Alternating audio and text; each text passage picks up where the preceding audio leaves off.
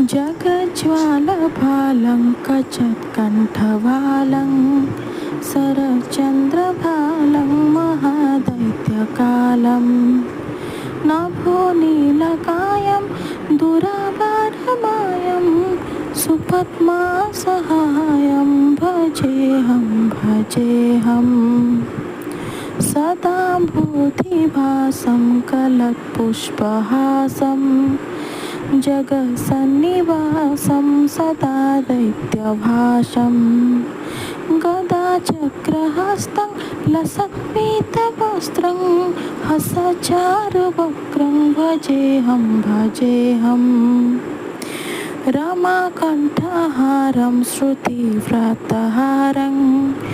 ज्वलन्तविहारं धराभारहारं चिदानन्दरूपं मनोज्ञस्वरूपं धृतानेकरूपं भजेऽहं जराजन्महीनं परानन्दपीनं समाधानलीनं सदैव नवीनं जगज्जन्महेतु सुरानीककेतो